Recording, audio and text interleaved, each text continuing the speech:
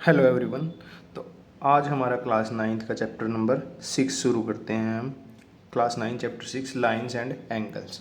Lines and angles, तो यहाँ पे हमारा ज्योमेट्री का बेसिक जो है वो स्टार्ट होता है। ठीक, वैसे तो बेसिक आप 8th या 7th क्लास में भी कर चुके हो, जैसे कि हमारा पॉइंट, लाइन, लाइन सेगमेंट, रे, तो ये क्या है आप कर चुके हो, बट फिर भी हम इसका थोड़ा रिवीजन करेंगे और उसके बाद आगे हम फर्दर क्वेश्चन करेंगे। तो हम स्टार्ट करते हैं। हमारी ज्योमेट्री बेसिकली कहाँ से, एक पॉइंट से स्टार्ट होती है। तो what is a point?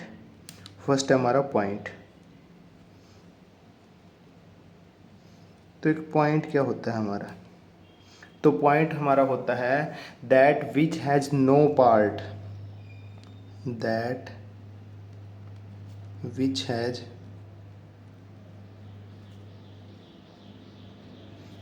No part. No part से क्या मतलब है? नो पार्ट से मतलब है कि ना तो कोई लेंथ है, दैट इज नो लेंथ, या फिर ब्रेथ, या फिर height.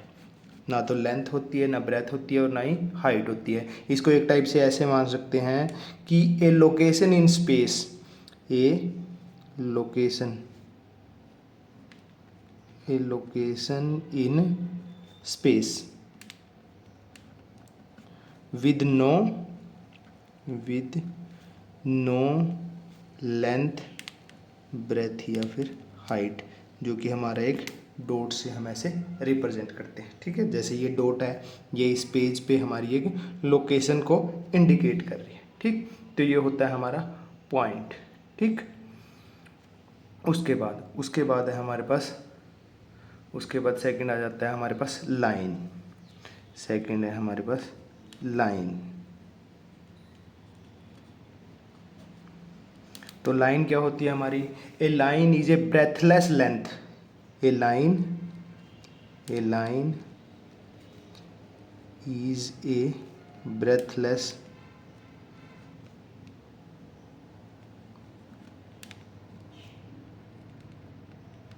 Breathless length, breadthless length. ठीक है, तो ये क्या होती है? जिसकी कोई ब्रेथ मतलब कि जो मोटाई है वो नहीं होती, सिर्फ लंबाई लंबाई होती है। जैसे कि ये ऐसे, ये हमारी एक लाइन है। ठीक, अब लाइन में हम कुछ और चीज़ें भी ऐड करते हैं, जैसे कि क्या है, इसका कोई एंड पॉइंट नहीं होता, no end point, no end points. जो लाइन है हमारी उसके कोई एंड पॉइंट नहीं होते। ब्रेथलेस बोला है तो नो थिकनेस, कोई थिकनेस नहीं होती, कोई थिकनेस मतलब होती भी है तो वो मेजरेबल नहीं होती है, नॉन मेजरेबल थिकनेस होती है। ये क्या होती है हमारी? वन डायमेंशनल होती है। लाइन हमारी वन डायमेंशनल होती है।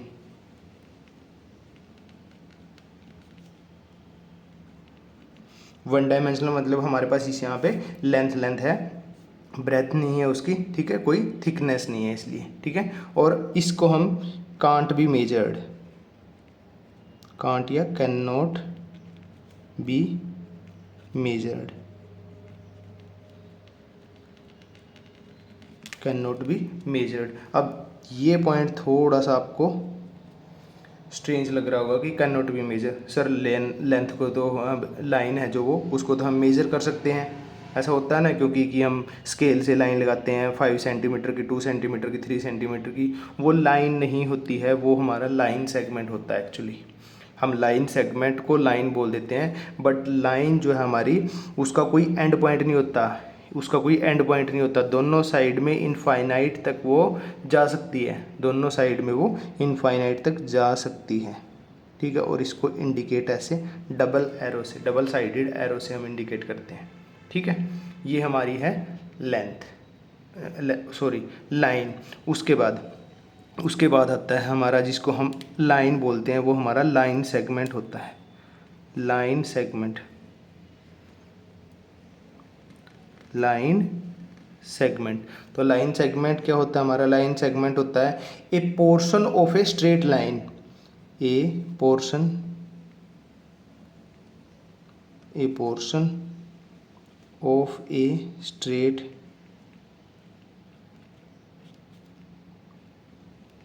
लाइन। एक जो स्ट्रेट लाइन है उसका जो छोटा पार्ट जो होता है, पोर्शन जो होता है, उसको हम लाइन सेगमेंट बोलते हैं। Defined by two distinct and point. Defined by जो पोर्शन है वो पोर्शन कैसे defined by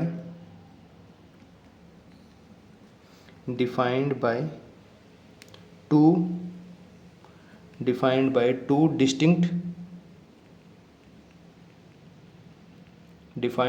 distinct and points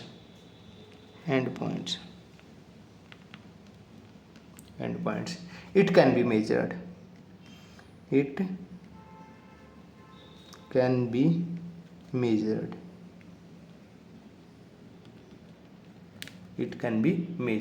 तो अगर ये हमारी लाइन है, इसमें अगर मैं यहाँ ए पॉइंट मार्क करूँ और ये बी पॉइंट मार्क करूँ, तो ये ए बी जो पार्ट है, ए बी जो पोर्शन है लाइन का, इसको हम लाइन सेगमेंट बोलते हैं। इसको हम बोलते हैं लाइन सेगमेंट और इसको रिप्रेजेंट करते हैं ए बी। ठीक, और ये हमारा होता है line segment.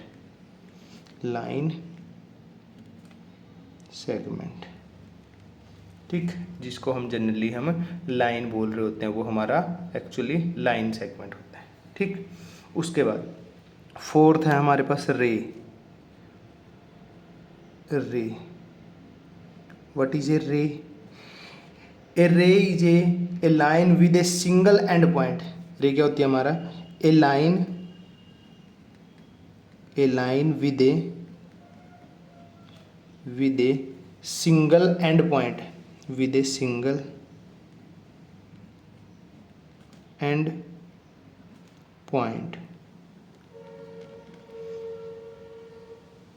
a line with a single end point that extends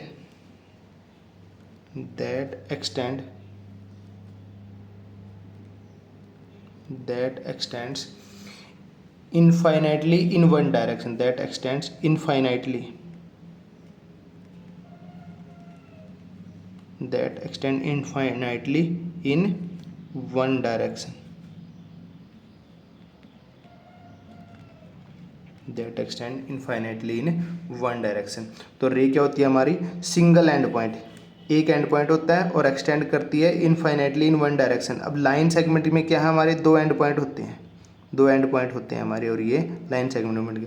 but रे के केस में क्या होता है, जैसे ये एक एंड पॉइंट हो गया और इस साइड में इनफाइनाइटली हमारी वो एक्सटेंड करती है, या फिर अगर ये हैं तो वो इस डायरेक्शन में भी इनफाइनाइटली एक्सटेंड कर सकती है।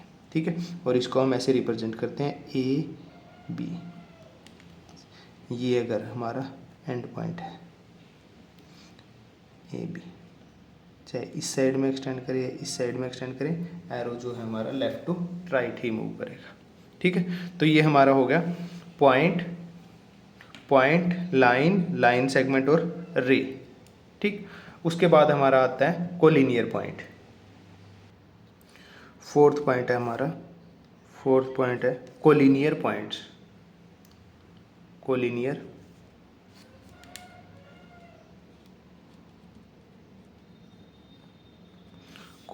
पॉइंट्स। तो कोलिनियर पॉइंट्स कौन से होते हैं हमारे? Collinear point, if 3 or more points lie on the same line। ठीक है, if 3 or more points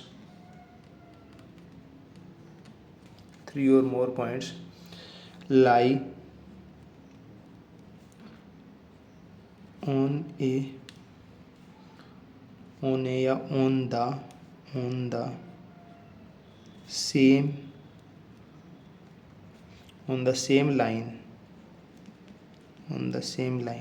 on the same line, they are called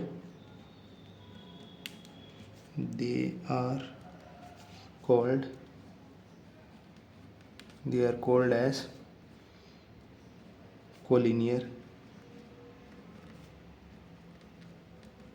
collinear points.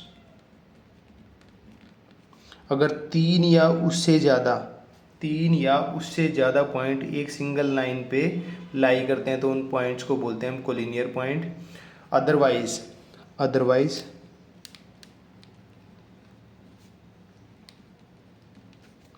Otherwise called non collinear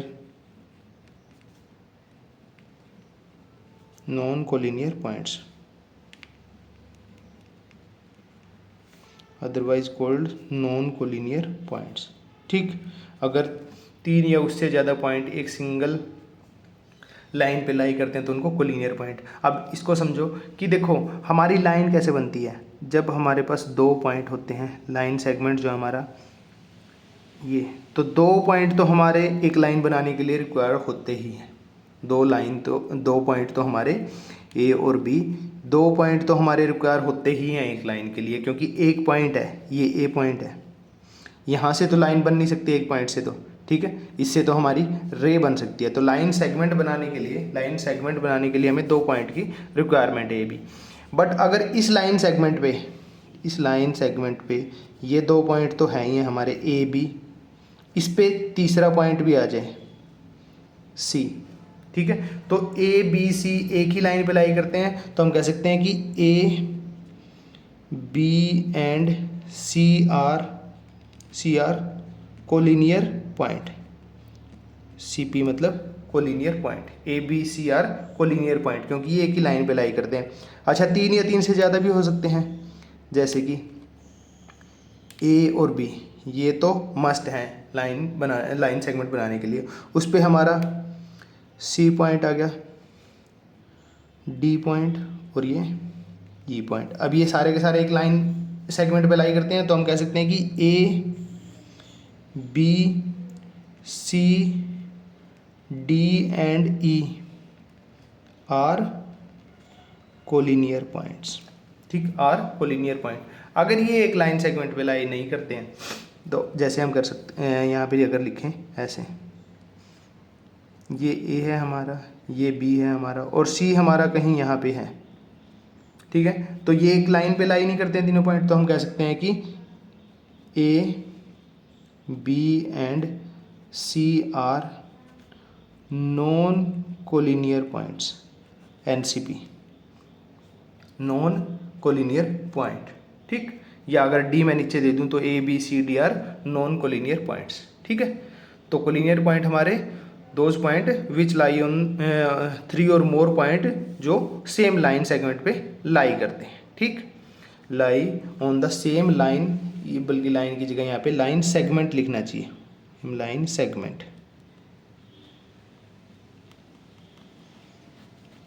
ठीक, तो यहाँ पे ये हो गया हमारा नॉन कोलिनियर पॉइंट्स। उसके बाद है हमारे पास एंगल,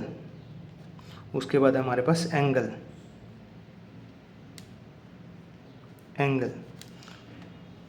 ठीक, तो यहाँ पे एंगल क्या है हमारा, angle formed when 2 rays originate from the same end point. Angle formed कब बनता है angle formed when 2 rays originate from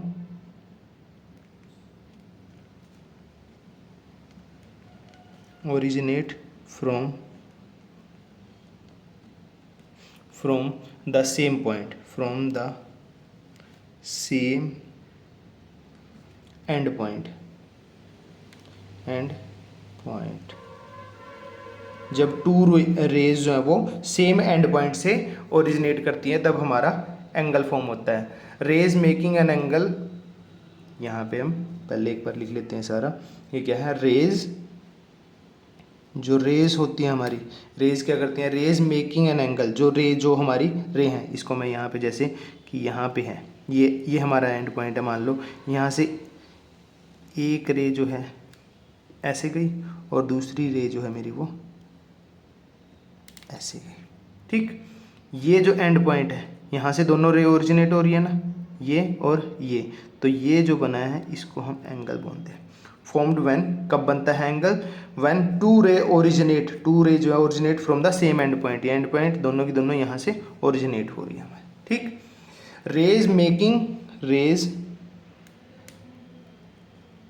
raise making an angle,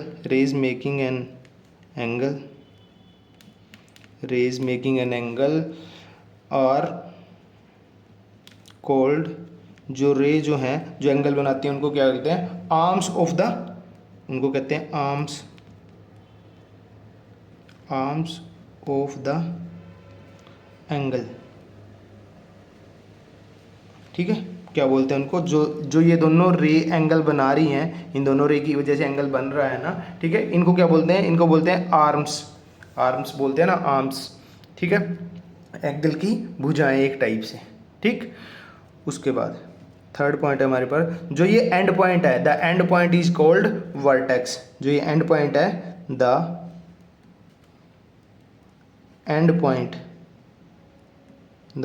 point is called, उसको कहा जाता है हमारा वर्टेक्स, उसको बोलते हैं हम वर्टेक्स। तो यहाँ पे अगर हमारा एंगल है तो ये होगी हमारी रे 1 और ये होगी हमारी रे 2, जिनको हम आर्म्स बोलते हैं, और ये हमारा हो गया वर्टेक्स, ये हमारा हो गया वर्टेक्स, ठीक। और जब भी हम एंगल को ऐसे एंटी क्लॉकवाइज मेजर करते हैं तो हमारा पॉजिटिव एंगल लेते हैं। जब भी हम ऐसे एंटी क्लॉकवाइज डायरेक्शन होगी ना, ऐसे ये जो ये है, ऐसे जब हम मेजर करते हैं, ठीक है, तो ये होगी एंटी क्लॉकवाइज,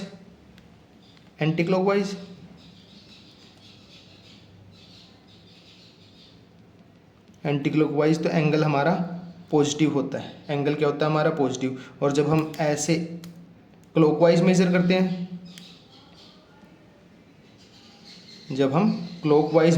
हैं, तो एंगल हमारा, हम जब मेजर करते हैं तो वो नेगेटिव होता है। वैसे इस कंसेप्ट की अभी फ़िलहाल के लिए रिक्वायरमेंट नहीं होगी, ये हायर क्लास के लिए है। फिर भी हम एंगल को कैसे एंटी क्लॉकवाइज डायरेक्शन में मेजर करते हैं, ठीक है। तो ये हमारा एंगल के बारे में कि ये हमारा वर्टेक्स, ये रे 1, ये रे 2, जिनको हम आर्म्स बोलते हैं, ठीक है। अब कई बार कैसे क्वेश्चन वैसे आएगा नहीं वो, बट फिर भी interior of angle, exterior of angle part, जैसे ट्रायंगल के केस में होता है हमारा कि ट्रायंगल के अंदर का पार्ट की कोई पॉइंट, जैसे मैं लिख दूं कि यहाँ पे मैं अगर ये पॉइंट लिख दूं, ठीक है, तो ये हो जाएगा इंटीरियर ऑफ एंगल, ठीक है, ये पॉइंट इंटीरियर। अगर मैं ये पॉइंट को यहाँ पे लिखता हूँ तो वो एक्सटीरियर ऑफ एंगल हो जाएगा, ठीक है। उसके बाद एंगल को हम किस में मेज़र करते हैं, हम एंगल को डिग्री में भी मेज़र करते हैं, और एंगल को रेडियन में भी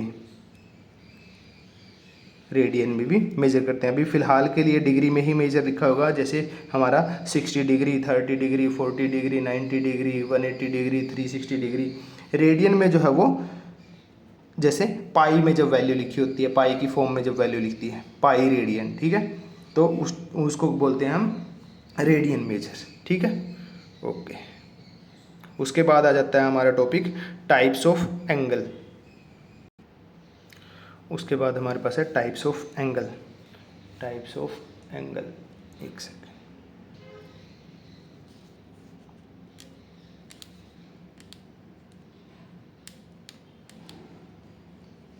टाइप्स ऑफ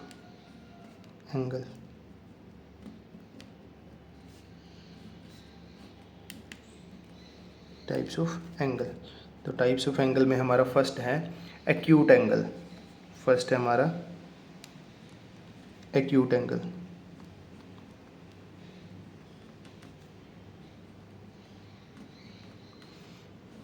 एक्यूट एंगल कौन सा होता है हमारा, एक्यूट एंगल हमारा होता है जिसका मेजर जो है वो 0 डिग्री से 90 डिग्री के बीच में होता है। एन एंगल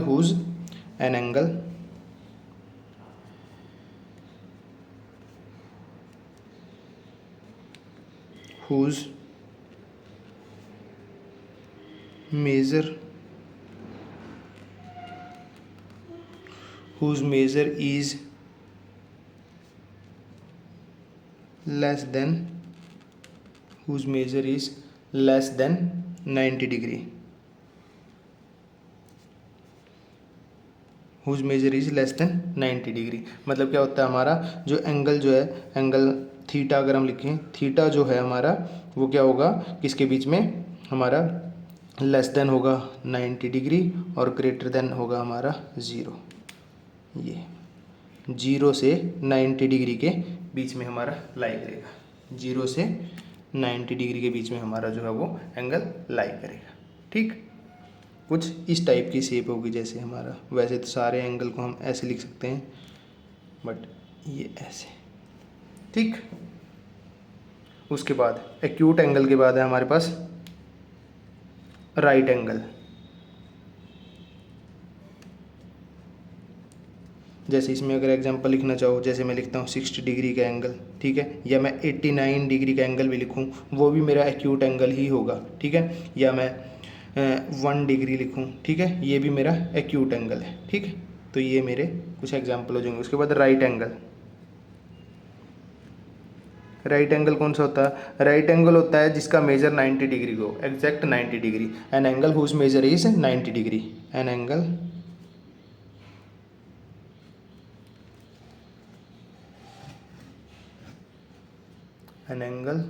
whose measure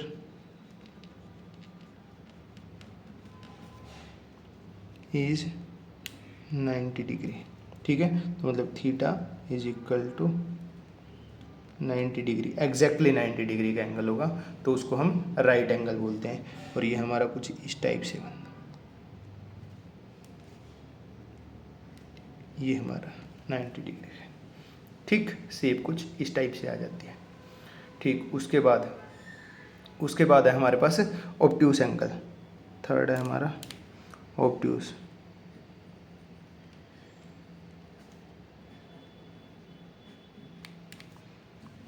तो ऑब्ट्यूस एंगल कौन सा होगा? ऑब्ट्यूस एंगल हमारा होता है an angle whose measure is, an angle whose measure is more then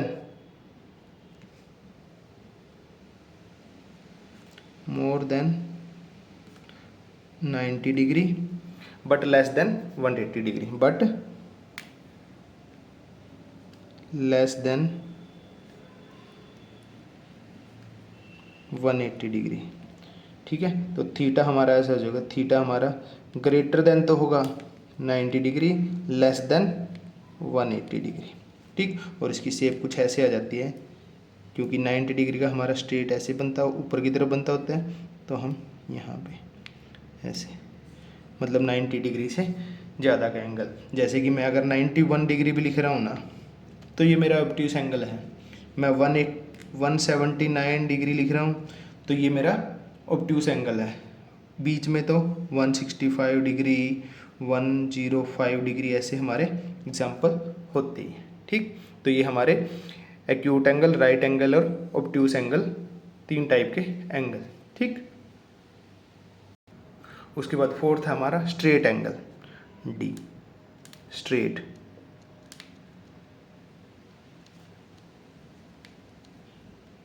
straight angle, तो स्ट्रेट एंगल कौन से होते हैं? An angle whose measure is 180 degree. An angle whose major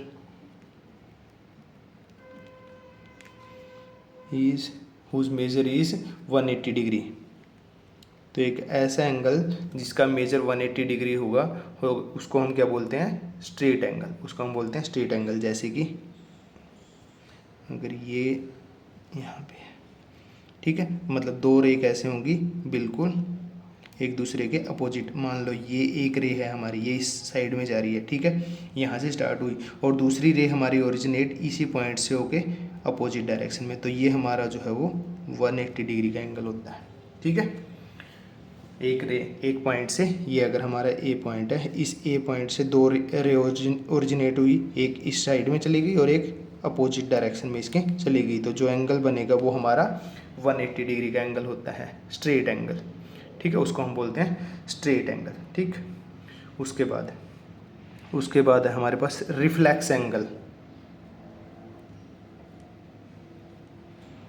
reflex angle,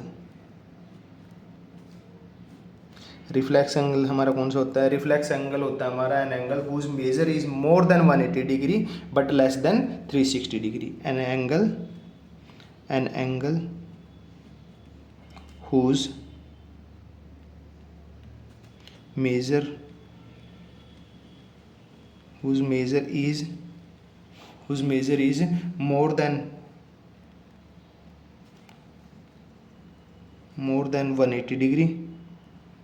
more than 180 degree, but less than 360 degree, मतलब measure जो है वो क्या हो गए हमारे 180 डिग्री से ज़्यादा और 360 डिग्री से कम। अब 180 डिग्री हमने देखा है, ये 180 डिग्री हो गया हमारा, और 360 डिग्री मतलब कि ये पूरा राउंड चक्कर यहाँ से, जैसे यहाँ से ये कंप्लीट एंगल जो है ये 360 डिग्री होता है। तो 180 डिग्री से ज़्यादा ये पॉइंट से अगर ये रे ओरिजिनेट हुई तो 360 डिग्री 180 डिग्री हमारा ये स्ट्रेट हो गया, इससे ज़्यादा, बट कंप्लीट राउंड यहाँ पे नहीं आना चाहिए, तो हम कहीं ना कहीं ऐसे दिखा सकते हैं इसको। ठीक, ये हमारा हो जाएगा जिसका मेजर जो है 180 डिग्री से ज़्यादा है। ठीक है, ये हमारा हो जाएगा रिफ्लेक्स एंगल। ठीक, तो रिफ्लेक्स एंगल समझ में आया होगा, जिसका मेजर 180 डिग्री से ज़्यादा और 360 डिग्री से लेस होता है। उसके बाद हमारे टाइप हैं complementary angle and supplementary angle. तो हमारा F point complementary angles,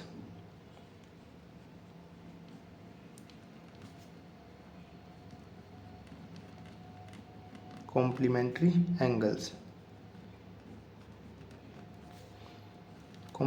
angles कौन से होते हैं हमारे? कॉम्प्लीमेंट्री एंगल हमारे वो एंगल होते हैं जिन दो एंगल का सम, अगर किन्हीं दो एंगल का सम जो है वो 90 डिग्री है। Complementary angles, two angles,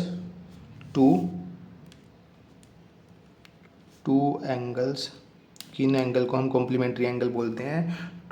two angles whose sum is 90 degree, मतलब जैसे एंगल कोई एक ए है हमारा और एंगल दूसरा जो है वो बी, और अगर इन दोनों एंगल का सम हमारा 90 डिग्री है तो हम कह सकते हैं कि A and B are complementary angle. तो हम कह सकते हैं कि so if a angle A plus angle B is equal to 90 degree, so if a angle A plus angle B is 90 degree, so angle A and angle B are complementary.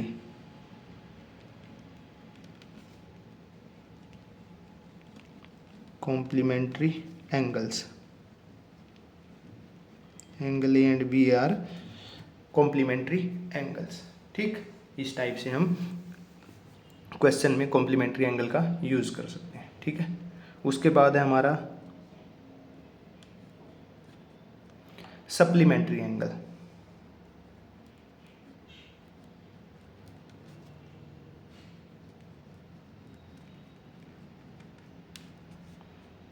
Supplementary angles, तो supplementary angles कौन से होते हैं? वो दो angle जिनका सम जो है हमारा अगर 180 डिग्री है तो। ठीक है, टू एंगल्स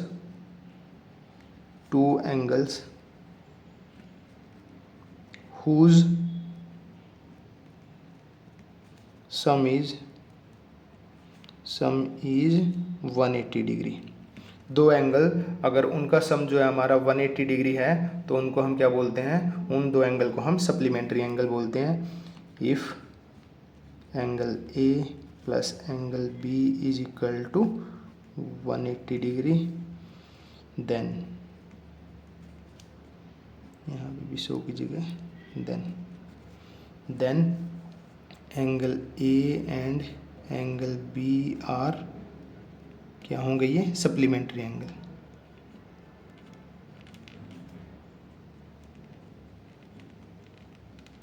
सप्लीमेंट्री एंगल्स।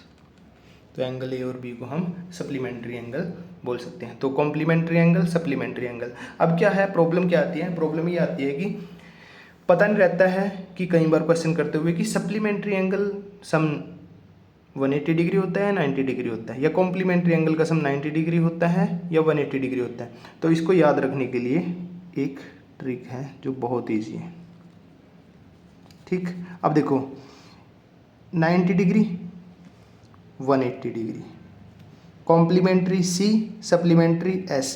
पहले 90 डिग्री आता है, पहले सी आता है, फिर 180 डिग्री आता है, फिर एस आता है। मतलब कि अगर कॉम्प्लीमेंट्री एंगल बोले हैं तो सम 90 डिग्री होगा, क्योंकि सी पहले आया ABCD में और काउंटिंग में हमारा यह एंगल मेजर में 90 डिग्री पहले आया। अगर सप्लीमेंट्री से पहले कॉम्प्लीमेंट्री आता है तो सप्लीमेंट्री बाद में आया, तो सप्लीमेंट्री बाद में आया, 180 डिग्री बाद में आया।